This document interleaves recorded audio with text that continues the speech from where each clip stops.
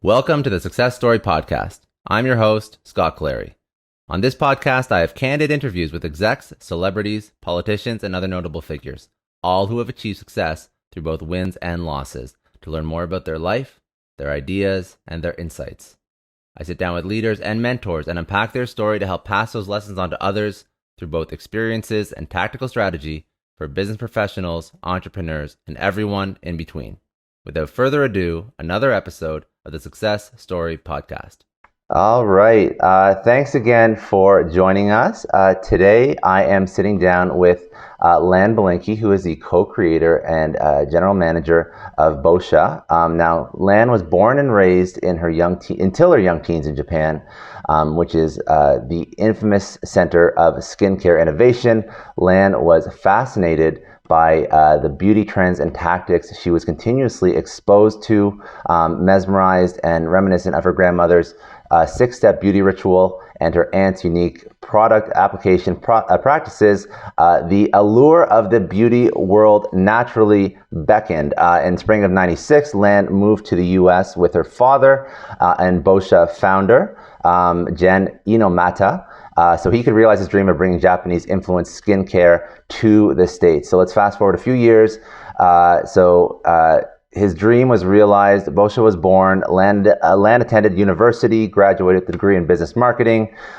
Basically, while going to school, spending as much time as possible helping grow the business, grow the brand.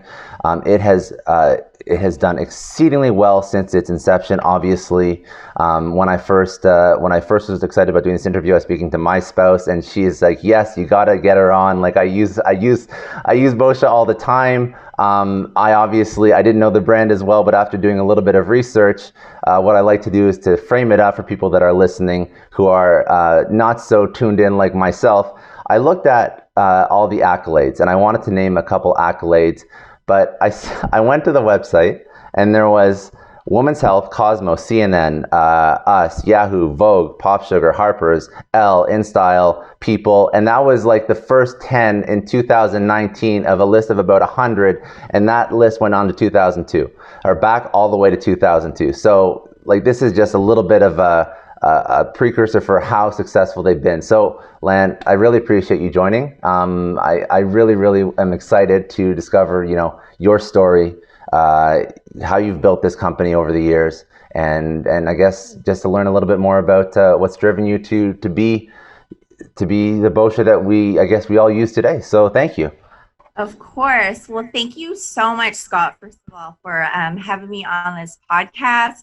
Definitely during, these difficult times, it has really given me something to look forward to, get dressed, put on a nice shirt. So something I was absolutely looking forward to, and got to listen to some of your podcasts, and must say I've actually learned. So to be a part of this. So just a little bit about myself.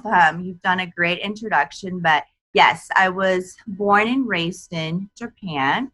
My parents met in the U.S. My mother is American, and they got married. They moved to Japan. So I was born and raised there, and absolutely, that's really where my passion for skincare started. So my grandmother and my aunt, every time I would go over, we lived very close to them. I would just watch them take such meticulous care of their skin. It was never about makeup. It was always skincare. But, being a girl, a young child, I think you always look up to other female older figures in your life. So I wanted to copy what they were doing. I wanted to play with the products. And they were so kind, of course, and kind of taught me what everything was. And not that I really understood the meaning behind it. It was just so much fun playing with it. And then, of course, as I got older, it was like, oh, this prevents wrinkles from happening. Yes, this is great. I really want to do that. So really, that's where my fascination started. And then, of course, like you mentioned, it really is Tokyo, such a great place to be in if you are in love with skincare, because we do see a lot of those innovations come from, not only Japan, but from Asia. Hmm. And then fast forward a couple years as I began to go into my teen years, for really personal reasons, my parents decided that they did want to move back to the US.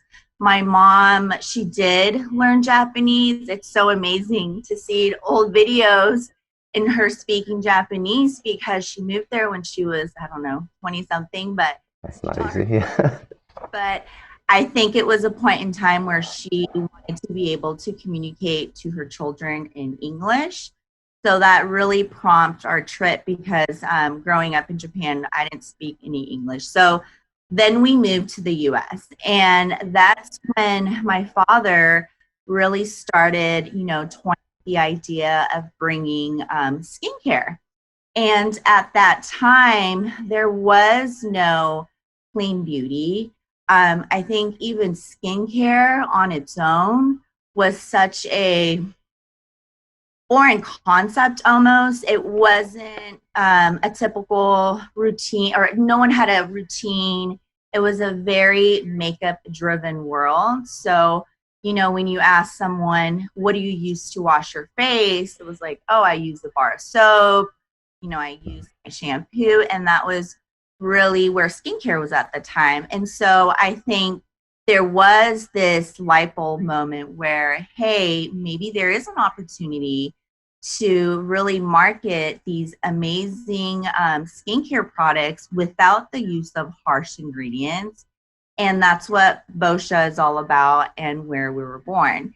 And so originally, when Boscia started back in 1999, 1998, it started out in our house. So one of the extra room was reserved as the Boscia office. And I say this a lot, but my sisters and I used to fight because, I wanted my own room, but I couldn't because that was always the designated office. Our garage was essentially where all the products were stored. So that's where our warehouse was. I would fold pamphlets, folders, samples, you name it, anything that I could get my hands on. I definitely wanted to help out. And then as I entered in high school, this was a time where, after school or on the weekends, definitely summer breaks, I would help my father out, going to local festivals, really doing whatever I could. And that's when I think I had another moment where I just became so passionate about Boscia. So of course I always loved skincare, but that was the moment where I realized, hey, I really want to get involved in this and make it official. So being in high school, I knew in order to really contribute to the company, I do have to get formal education. So I went I went away to school. I came back, and then 2008, I officially joined Boscia. But kind of a funny, well, it's a funny story now, but in the beginning, my father absolutely did not want any of this. He did not want me working at Boscia. He thought it was the worst idea ever. And to be completely honest with you, the reason why I got my first role there is there was an administrative assistant. I think she had put in her 2 weeks. They were scrambling, and I went and interviewed. Had to go With through your the dad. interview process. And the general manager at the time came back and I guess told my dad, I'm going to be honest with you, she's actually too qualified for this role. She has a degree, but she's okay with the pay. I think with it, I think we should take her. Plus, she's bilingual. She speaks Japanese. Yeah. Really kind of worked out. So that's how I got my official entrance into Boscia. And then from there, I've had every single role, I would say, in the company. I worked in marketing, of course, started out in customer service. I did some inventory and planning. I also worked in sales. And one of the other reasons why I do feel that I was so successful at Boscia is because I've had amazing mentors. And every time they had an opportunity to branch off to a different brand, do their own thing, I was always a person that they went and spoke to my father about and saying, hey, I'm not going to take any of your other employees, but I want to take Lan with me. Mm-hmm. And that then, of course, triggered my father, and I starting to realize that, hey, I think she's pretty valuable in our operation. So then, we would have to work out what that would mean. And so that was a way for me to elevate my role at Boscia. I think the biggest moment for me at Boscia was in 2010. And that's when I actually launched the Luminizing Black Mask. That was such a big moment for the brand and really put us on the map. Prior to that, of course, we were gaining momentum, but the Black Mass is what really took the brand off to the next level. And from there on, really started helping out in product development, leading marketing. And then in 2014, I became general manager. And then really around 2017 is when, we decided that I'm going to go on and take on that co-creator name and title, essentially, officially. So yeah, it's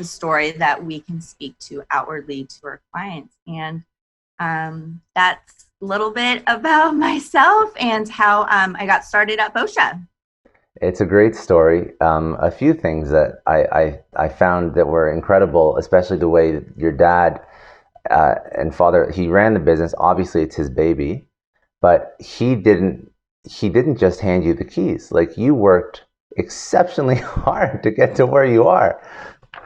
Yes, and I don't know if it's because he's Japanese or if it's just the Inomata way, but yeah, I think for him, and I really have to thank him, he never wanted anyone to say, well, Lan's there because she's your daughter. Like, let's be honest.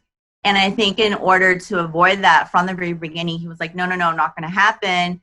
And then when I had that one, I was really that one chance where my predecessor let me come on as an administrative assistant. And I think from there, really the doors opened. But I would say more than anyone else, I felt the need that I had to prove everyone wrong. I really had to, and of course I wanted to because I love what I do, but I had to go the extra mile. I was always, first one in, the last one out, working on emails when I was home, really putting in the extra effort to build relationships with the retail partners. So definitely, it was almost as if I wanted to prove him wrong, but it definitely, I can't thank him enough for just pushing me to where I am today. I think it was smart. I think that, and I actually wasn't going to bring it up. I thought the story was amazing. When I looked you up on LinkedIn, I actually saw all the roles that you just discussed listed out on your LinkedIn, and I was curious, and I'm like, I thought it was her dad's company. Like, why is she? But it makes sense now. It makes so much sense now. Absolutely. And that's so funny you bring that up because I even remember typing in those different roles on LinkedIn every time I got a promotion because I was so proud. And half the time I know he was the one that was like, no, we can't do that. In fact, I had one mentor who, this was years ago, she wanted to give me a promotion. And I guess my father told her no. And she said, you know what? This is so unfair. I know she's your daughter, but it's almost like reverse discrimination against her. She's doing a really great job. She deserves this. And, he told me after the fact, but I just thought that was really funny that he really, really went that far to object to something that wasn't. Well, he pushed you hard, and like, listen, now it paid off like years later. So that's very good. Very, very good. So that's a great story. I really appreciate you unpacking that. Can you help me understand a little bit more about even how your father conceptualized and he had a dream? Okay, that's great. But how do you just come to a new country and build a global skincare brand? What's the experience? What's the strategy? Like, right from the start. I'd love to know more about that. Great question. So, Boscia started in 2002. But we actually have a parent company called Funko. They're based in Japan. They're a huge multi-billion-dollar company. He was working for Funko at the time.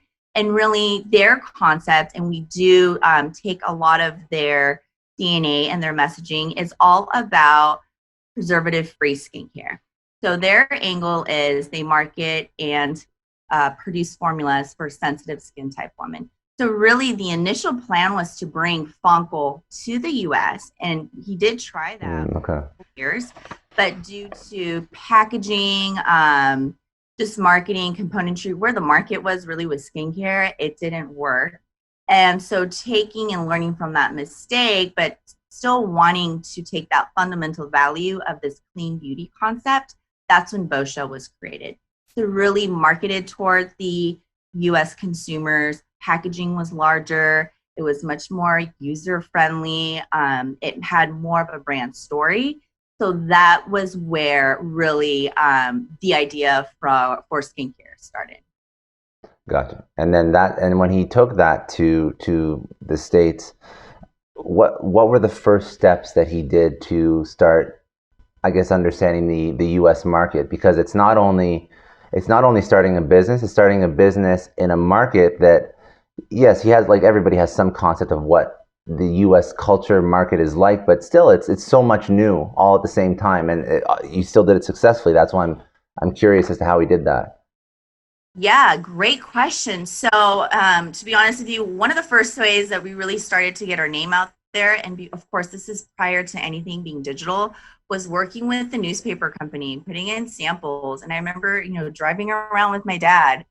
We couldn't afford putting it with the newspaper per se, because there was like a co-op for that advertisement fee, but we would go right after the newspaper and just kind of leave it right next to it. So, we hoped they would take it. Yeah. So that was something we did a lot of, and we did receive calls and fax orders when we did that initial run.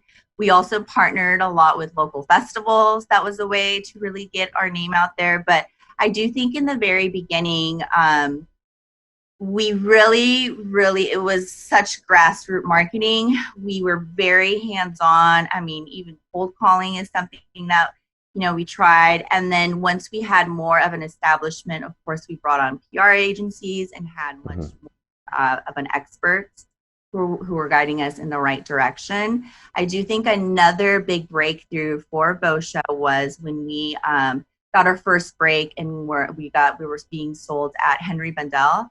So that was really a big point for us. It was almost advertisement to be able to have our products at such a prestige retailer at the time. And then from there, we were really fortunate to be able to partner with larger retail stores because our story was so unique. And no one heard of, what do you mean you create your products without paraben? You don't have any sulfate. That's so interesting. So I do have to thank, some of our growth to these amazing retail partners that we definitely partnered with early on. I would say within the past, 5-6 years, actually more than that, for the past 10 years, Sephora has been a great partner with us.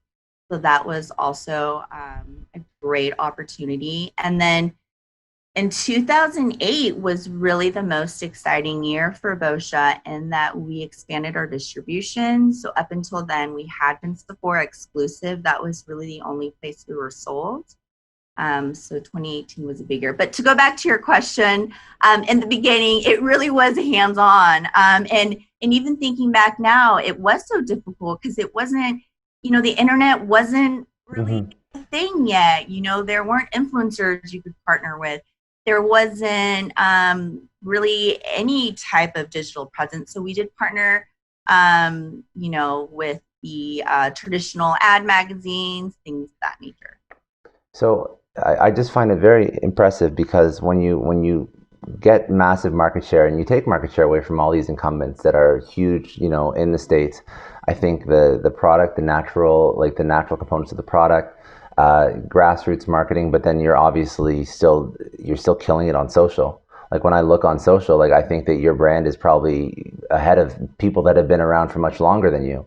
So I think that you've always kind of stayed like ahead of that marketing curve combined with the products. That seems to be like it seems to be common sense, but I guess common sense isn't common because not a lot of people I find are doing it. I spoke to somebody who was in doing hair products, and it was the same thing. It was just a slightly different way of doing things, and then understanding the current marketing environment. And that just seems like it's so simple, but I see a lot of like legacy industries or legacy providers like not doing it so well. I'm thinking through it why some people have such an easy time like dominating social and whatnot, and that's really like a secret sauce once you have like the right product or whatnot. Very interesting. Okay, so where did I want to take this? What did I want to ask you? Yeah, I wanted to understand for that the charcoal mask. I think that's probably the one thing that that even I know you for, which is saying a lot because I don't know a lot about skincare. My skincare routine is whatever my spouse tells me to put on my face. So like I. That's pretty much it. So it all comes down from her. But she uses your charcoal mask. And I didn't know this before we actually discussed like doing the interview. And then that just so happens.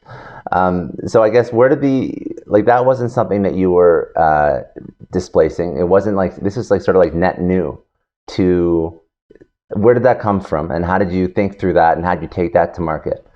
Definitely. So the charcoal masks, wow, what a game changer. So this was maybe 2008, 2009. Every summer I do go to Japan to go see my grandmother, my aunt. And when I do take these trips, one of the things I love to do is, of course, go and, check out skincare products. And one summer I remember going there, and all I saw was peel off masks. That was just the trend there. And of course, back in the US, mask was not even a category that anyone Hmm. paid attention to. So I was really surprised and just infatuated by all these different masks they had. And then simultaneously on this trip, um, my grandma, she obviously loves to share her stories about when she was younger. And the theme for this summer kind of was like charcoal. So she would just tell me all these crazy stories about how, and she would still practice this, how they would use it to cook their rice because it really draws out impurities. So that was something that, she was teaching me. And then she would show me also how, you can keep charcoal in your refrigerator and it really helps with the odor and whatnot. And so there was just all this conversation with charcoal. And then I really had this light bulb moment where, like, wow, there's all these different types of peel off masks. Charcoal just seems to be this magic ingredient that my grandma just keeps talking about. It's like toothpaste, just all these amazing uses that charcoal has. And then that's when I started wondering, hey, I wonder if we could put this, do this Yeah. here and make a product. So we came out to the US, worked with our team, actually came out with a submission, and it was, the black charcoal peel off mask. I remember at the time showing it to my boss. She thought it was a great idea. We then showed it to again my father, and he was like, "You guys are crazy. There is no way. Like, who's gonna put this on your face? This is and this was also at the time where you even walk in to look at skincare, packaging's white, formula's white, everything was so clean looking that he just didn't believe in it. But we were like, you know what, this could be really cool. The packaging was black, the component, the tube was black, of course the goop was black. Then we went to Sephora at the time and pitched the product. They freaked out because, of course, skincare again just needed excitement, and this product brought all of that. It was, of course, effective.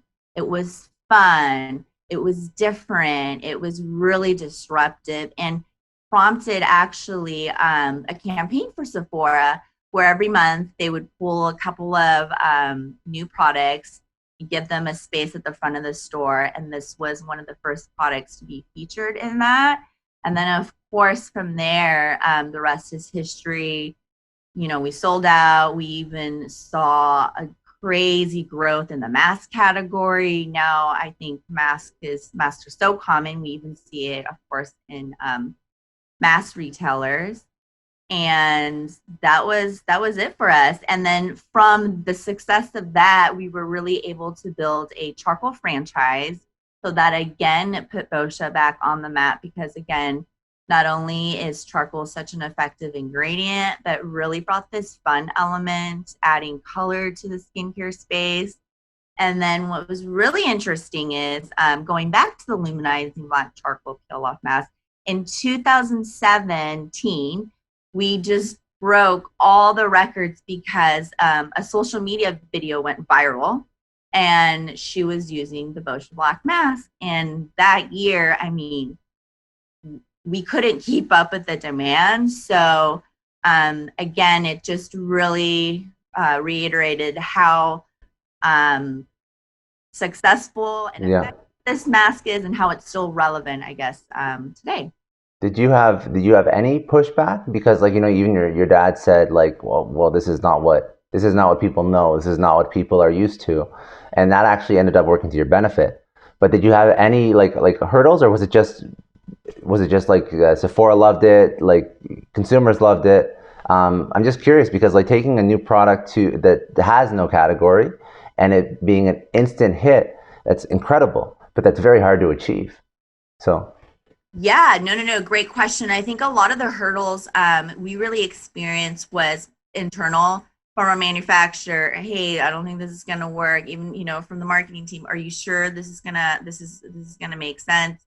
But I do think because it was so unique and there was nothing like that in the market at the time, when we did present it to the retailers, we both knew right away this yeah, work out. Of course, we did have to be very cautious as far as the instructions, usage.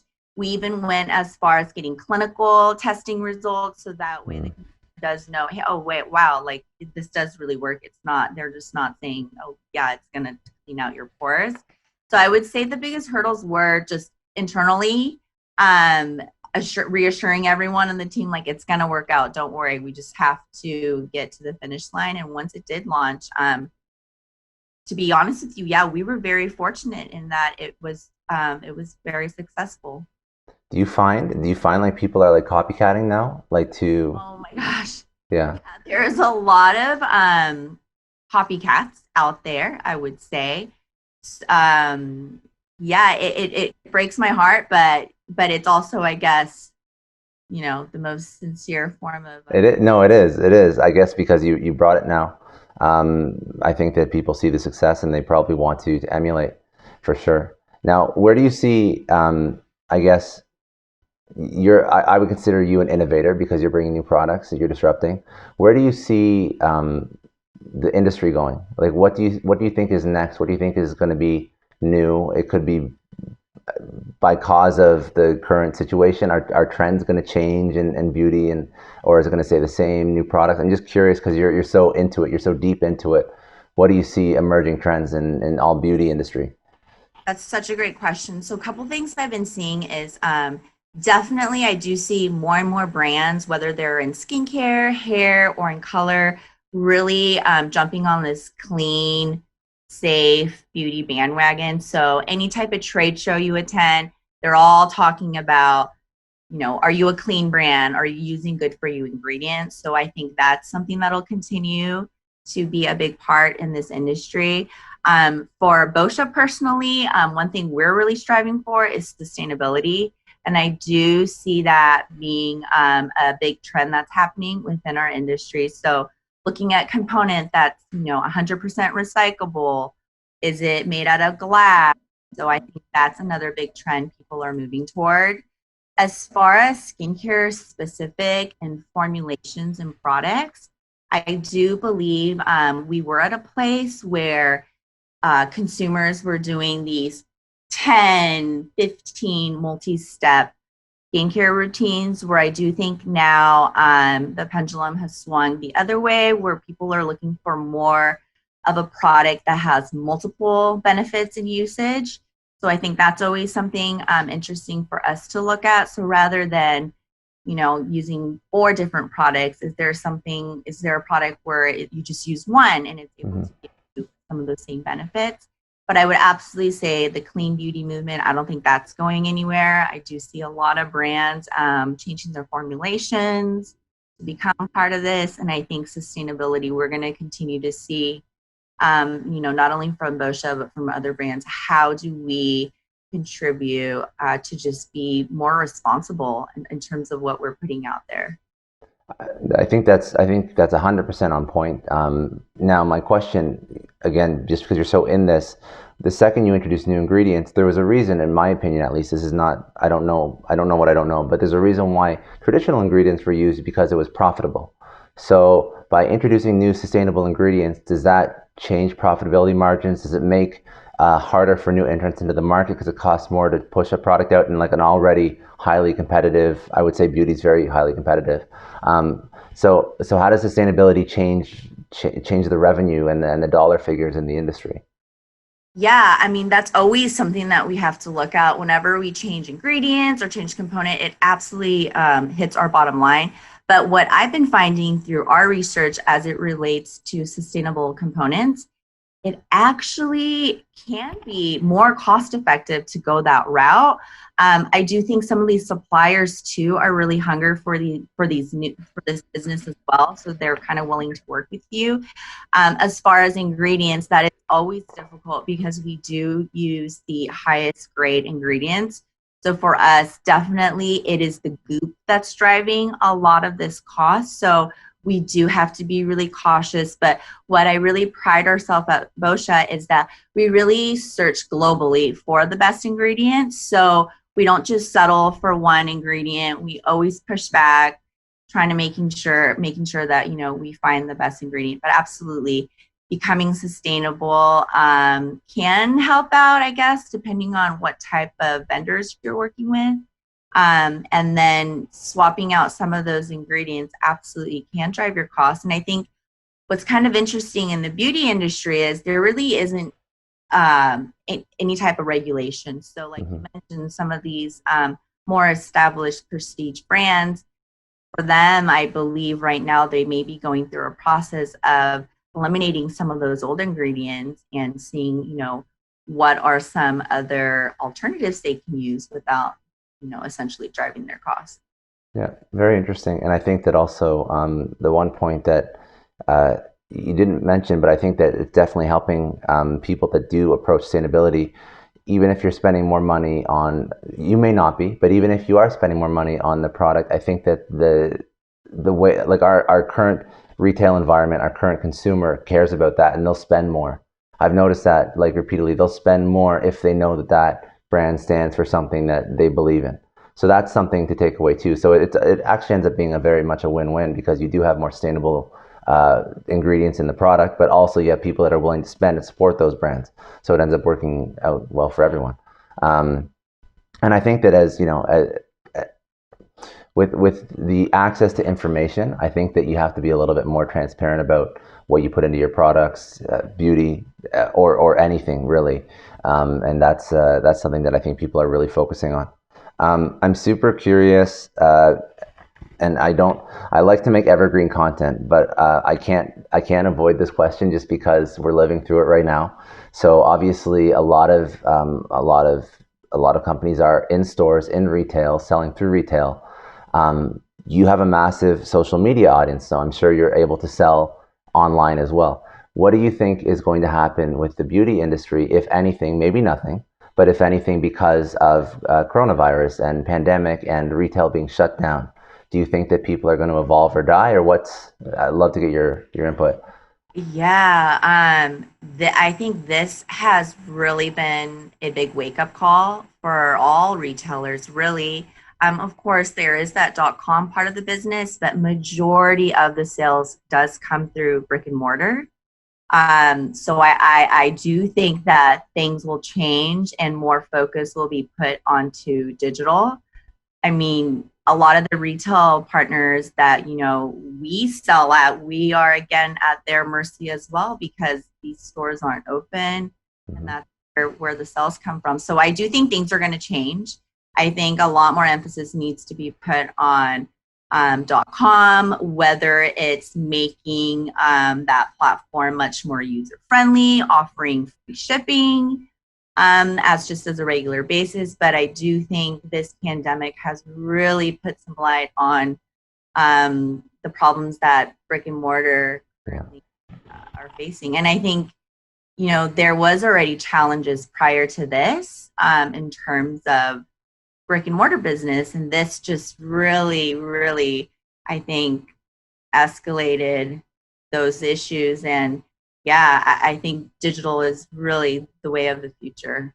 Have you now you're living through it? Have you made changes to your supply chain to your focus right now, or are you expecting things like what's your reality for maintaining your top line? Yeah, this has been probably the most difficult time we've been going through as a company. Definitely, we had to make some changes and make some adjustments. Fortunately, we do have retailers that are open, so that's been really helpful. But how do we still try to gain some sales? And so with Boscia.com, we've been implementing free shipping, doing more promotions, trying to get creative, and having an influencer take over. I saw you had a live influencer yesterday. I went to your Instagram ahead just to sort of prep a little bit, and you had somebody doing like the live takeover. It was good. Yes, Abby Yeah. Gabby, she's awesome. But that Yeah. was just another creative way to help, try to make some sales happen. But it's been very difficult. And I think, we are so fortunate that in 2018, we made the decision to expand our distribution, because if we were reliant on one retailer at this point, that would just be a complete disaster. Yeah. Okay, so that's very good. I guess I want to just ask one last question about Boscia, and then I want to ask some more things about your life lessons, insights as an entrepreneur. But I just want to know, where do you want to take Boscia next? Like, what's your next step for the company? Yeah. For Boscia, next step is definitely want to just make this brand a national brand, a household name, really offering clean beauty that's at an approachable price to all Americans. We're also distributed globally too, so that's something we have been working on. Definitely want to become an international brand as well. And then I would say another goal of mine for Boscia within the next 10 years is going back to sustainability. We really just want to make sure all of our packaging is sustainable, whether it's 100% recyclable or using recycled material. But I do think that's so important, and it is our responsibility to make sure that we're leaving a better earth for the next generations to come. Do you have any like teasers or ideas for new products, or is that not on the roadmap for now? Yeah, when I say sustainable, I'm not definitely just saying it. We have put our words into action. So we actually just partnered with TerraCycle, which is a recycling program. So this entices our customers to ship back, I believe it's 5 of their empty pieces, and then we'll send them a free full-size luminizing black mask. We're also working on some launches for 2021, teasing out some possible sustainable material for componentry. So definitely some tangent actions coming your way. Very good. No, very good. Okay. These are questions that I like to ask because I like to sort of like dive into the mind of like an entrepreneur and figure out things that you've learned. So one question I love to ask is just one lesson that you tell your younger self that would help you get to where you are today, maybe a little bit quicker. Could be professional, could even be personal, but something that you tell yourself. Yes, I would definitely go back and tell my younger self that, if someone tells you no, that can't be done, that may be a good reason for why you should try it. And what I mean by that, I guess, is, sorry, let me back up, I guess what I would tell my younger self is to just kind of listen to your gut. So I had experiences in my younger career where, especially in regards to the brand, like, hey, Lan, you can't say that your brand is better because it's alcohol free.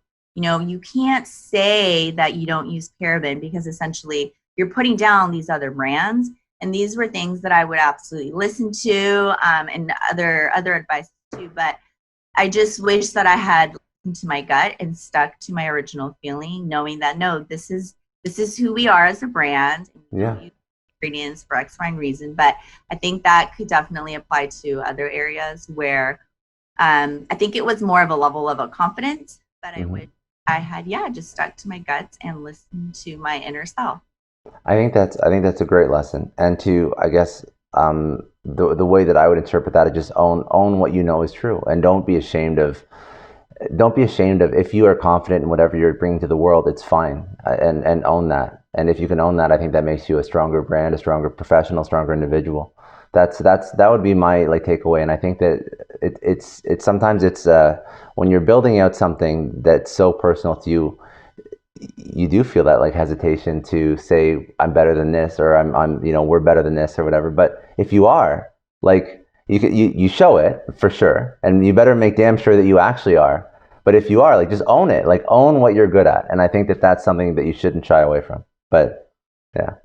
Exactly. Yep. That's exactly what I was trying to articulate into words. So yeah. Yeah. Very well. No, I ask these questions a lot, so sometimes I have to. You probably don't do interviews all day, so I try and just take what you say and and turn it into layman's terms. That's the best that I can do. But no, it's a good answer, and it's really important because not a lot of people own what they're good at. And that can lead to so many issues in your career too. Like, we're speaking about entrepreneurship, about building a business. The biggest reason for people not getting a promotion or a job or a raise is because they don't feel like they have the confidence to ask for it. Even if you're going into a job, if you feel confident in your skill set and your ability, people don't go into a job interview. And obviously now times are a little bit different than we were 6 months ago when we were at the lowest unemployment rates in almost my lifetime. But if you go into a job, you have to just own what you're good at, and you have to negotiate, and you have to stand behind it. And if you don't have somebody who's going to appreciate it, I'm speaking about job and employer, but if you're speaking about brand and customer, if you don't have a customer set that appreciates what you're good at, then you're just going to be vanilla. So I think that, and no, you have to stand for something. I think there's this very cliche, stand for something or fall for everything, or I don't know, it's probably from some movie or someone famous, and I'm gonna hate myself for not remembering where that's from, but it's very relevant. I think it's very, very important to know that and to own your truth, for sure, for sure, for sure. Last question I wanted to ask.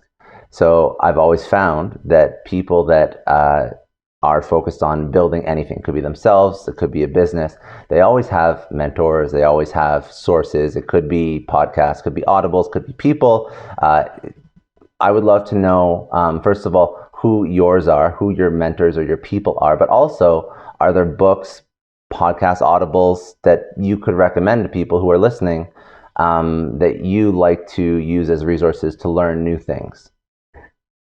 Yeah, great question. So I'm definitely a firm believer in having mentors. So definitely previous GMs that worked here at Boscia are individuals that I keep in close contact with. And definitely working within the beauty industries. There's also amazing female entrepreneurs that I have had the great honor of meeting, whether it's at conferences or at retail events. And those are people I do like to keep in touch with, and every once in a while, again, see what they're doing, what they're working on. And I think that really has helped me not only validate that what I'm working on is right and I'm on the right path. So that's a really great way for me to grow. I also do, I'm part of, it's called the Roar Society, but it's local to Orange County, California. But it's just a group of women. There's probably about 100 and so members, and they're either entrepreneurs or business leaders. And about every couple months, they put together a series where they have guest speakers come in. And that's just a great place to not only learn, but to network. And through networking, I definitely have grown personally and just learned about things that I otherwise would not have learned. I must say, Scott, I really enjoy listening to your podcast. The last couple guests you've had, what was his name? He was the self-help book, the chicken noodle soup. Jack Canfield. Yes, totally gonna go. Actually gonna go purchase his audiobook because I just found that so fascinating. So I've been reading a bunch of like those types of books where it's more about self-help. Yeah. And really, as far as podcasts, anything beauty related, I think that mascara is one that I listen to. So I do try to keep myself busy in that regards. Yeah, well, it's important. So, like you mentioned a couple good points there, but one of them, like you're just diving down into the industry that you're in. So obviously not everyone listening is going to listen to mascara, but like the point, the takeaway is like whatever you're in, like you have a resource that's teaching you things, constantly bringing you new insights in that industry. I like my biggest resource is to listen to other podcasts and listen to how people interview and how they engage with guests and what people like asking and what people like responding to and what people like listening to. And this is what I'm living. So that's how I do my research. But I think that, for yourself or for anyone, if you're in an industry, find some resource that it could be just like high level, general professional development, personal development, or it could be industry specific. And like, that's also a really, really great takeaway. Very good takeaway. Yeah. For myself, I guess I get really, really deep into industry specific, but just really, whether it's following competitor brands and just really learning, what they're doing, what type of social activation. But you're always learning. That's the thing. That's so important too. Yeah. If you, I'll give you the floor. Is there anything that we didn't mention that you wanted to bring up? So one thing we are really proud here at Boscia, of course, in light of this awful pandemic we're living through, is that we have been donating products to essential workers, essentially frontline healthcare workers. We've probably donated over several thousands of moisturizers. We know that has been an issue for these healthcare workers as they have to wear those masks for very long hours. And really, that's what prompted this initiative. And so we're very proud of that. Another thing we recently did on social media is we did run a contest asking individuals to nominate essential workers that they felt needed a care package. So we ran that contest and we were just overwhelmed with so much nominations that definitely brightened our day to be able to participate. But whatever small efforts we can make, we definitely want to contribute and help out. And we're just so grateful and thankful for all those essential workers out there that's out there while we're staying home and doing our best to stay safe. If people want to learn more, contact you, can they, or how should they, or how do they learn more about Boscia? Like, where would they go? Absolutely. They can find us at boscia.com online, and then I would say definitely Instagram is a great place. They would probably receive a much faster respond rate if you just DM'd us at Boscia. And then, if they want to find me, I'm also on social media at Lan Belinky. That's all for today. Thanks again for joining me on another episode of the Success Story Podcast. You can download or stream this podcast wherever podcasts are available, including iTunes, Spotify, Google, Stitcher, iHeartRadio, and many others. You can also watch this podcast on YouTube. If you haven't already, please subscribe and share this podcast with your friends, family, coworkers, and peers. Please leave us a rating on iTunes. It takes about 30 seconds as it allows other people to find our podcast and lets our amazing guests reach even more people with their message. And remember, any rating is fine as long as it contains 5 stars. I'm Scott Clary from the Success Story Podcast, signing off.